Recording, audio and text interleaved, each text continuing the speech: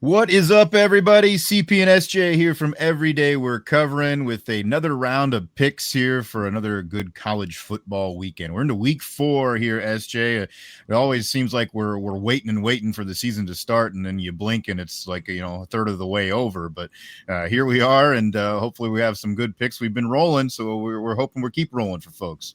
And even with the expanded conferences and how everything's different now, we're kind of getting into where mostly everybody, except for the exception of a few, are kind of getting to the meat of it, or at least starting that conference schedule. So we have legitimate games here to watch, and then moving forward, I think we can count on most of those, except for maybe a week here or there at some of the southern schools.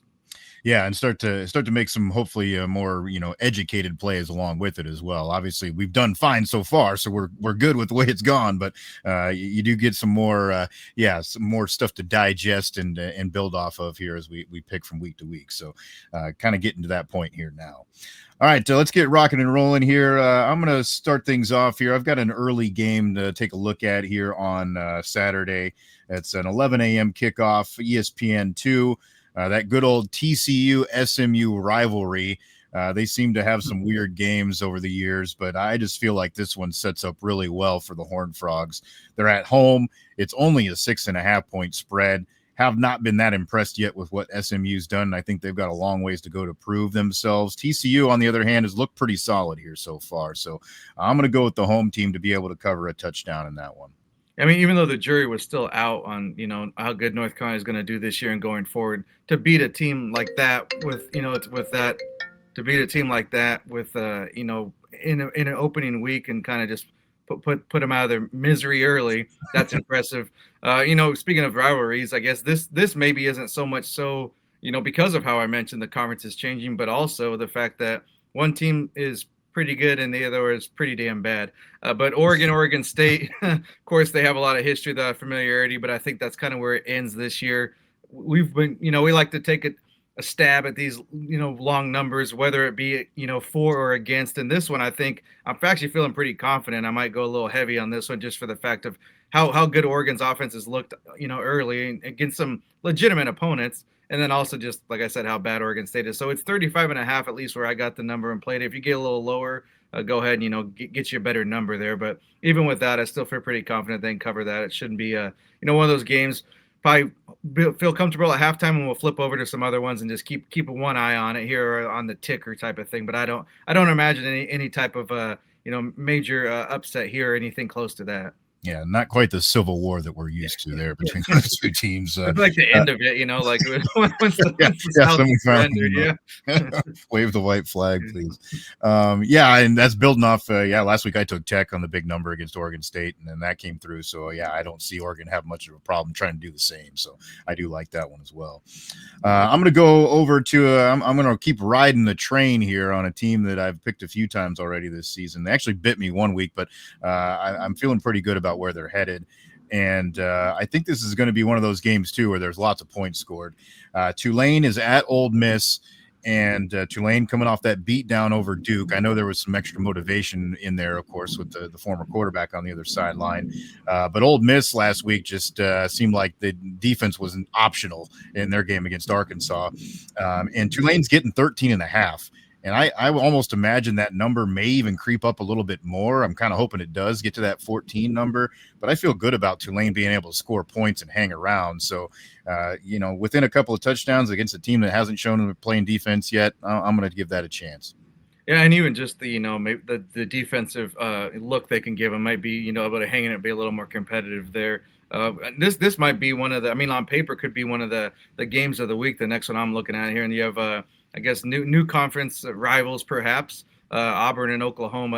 I don't. You have to go back to probably some Cotton Bowl or maybe one of those Outback Bowls when they still had that to when these teams met. It's probably been a while since they've laced them up. But I mean overall, I think I don't know when I'm not super. This probably be obviously less confident of the one I just mentioned, but I do like getting a 6.5 points on the Auburn side. I definitely like that. I could for sure see Oklahoma winning, but I don't think it'll be any type of a blowout type of situation because I know they have I guess name win over Michigan, but again, still jury's out on teams this early in the season, no matter who it is, and Michigan's included. So I'm probably not on the the Mateer Heisman thing just yet. So this will be, more of a legitimate, if he passes with flying colors again and puts up some big numbers, then, I'll say, okay, he's worthwhile. Just go ahead and win by, 6 points or less, and do whatever you want to do in between in between those 4 quarters, and we'll be okay.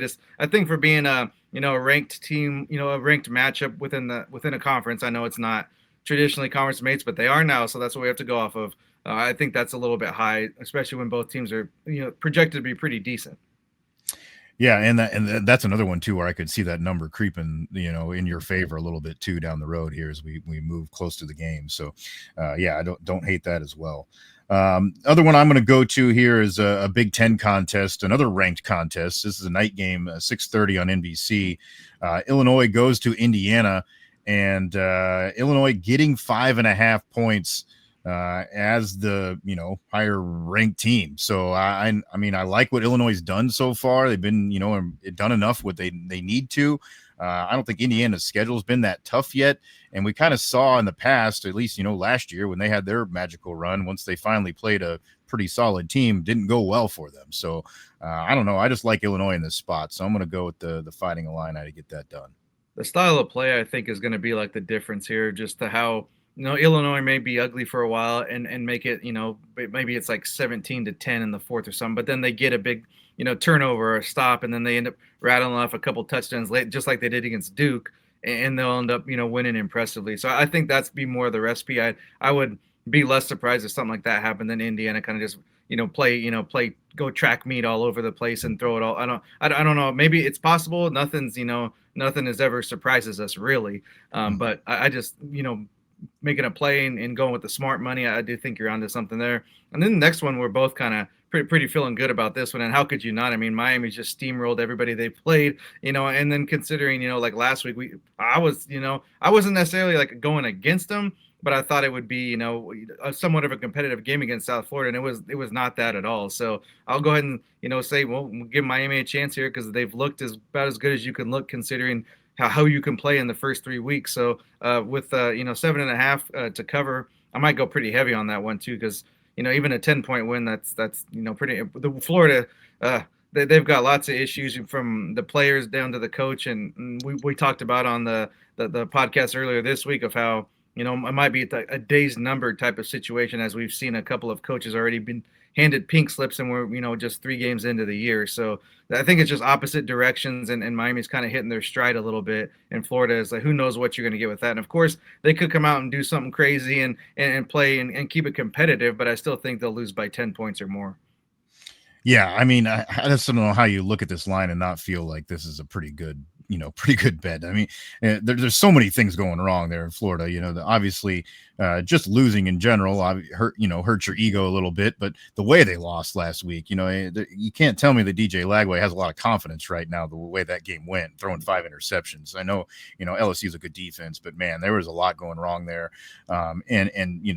The psyche's not getting any better. All the talk around campus, around the head coach, you just think that that's going to go the other way. And then, of course, you got Miami, who took on the team that they stumbled against and emphatically beat them last week. So it just really sets up that way. Yeah, could it, Florida play more competitively? Sure, but I'm with you, and they're going to be able to cover that number.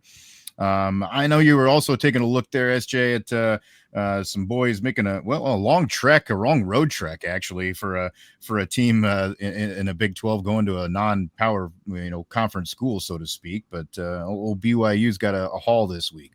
Yeah, I mean, we talked with your squad going to, it's not quite as far, but just, going to Arkansas State, I was a little, surprised. I was just assumed it was that in Ames, and then I looking like, oh, I guess that's a road game. And then just some of the other teams, it's a little more common these days, but it catches your eye, and that's the case here. And I know it's like pretty much once a week I'll see that Stanford truck, and then someone's like, oh, I see them going across the country for a conference game. Well, that's what you had to do to survive. They could be Oregon State and Washington State right now. So yeah, it sucks, but at least they're kind of still in the mix as far as power schools and getting that type of money. But back to the BYU game, I know that can be factored in, of course, with the and that's probably why the line is, I mean, if you want to call it close, where it is at 7.5, at least when I made my play. So maybe that's because that was another thing. I was like, man, there's no way that's going to be that close, but I'm sure they're factoring that in. So I know there was some questions just because of the late quarterback switch and all that, but I think BYU's look pretty solid, at least to start off. And I just don't think this isn't the, I don't know, this isn't the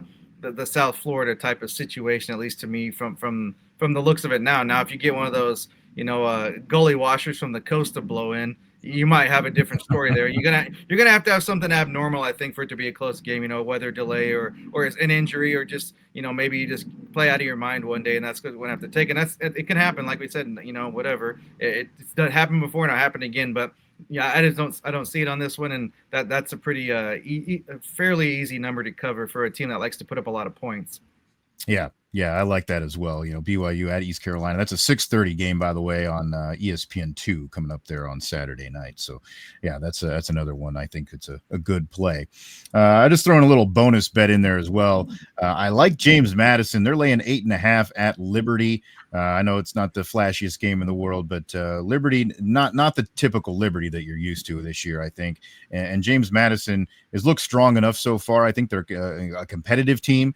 So laying 8.5 is not much for them. That's another one of those afternoon games there on ESPNU. So that's going to be my bonus bet for the week.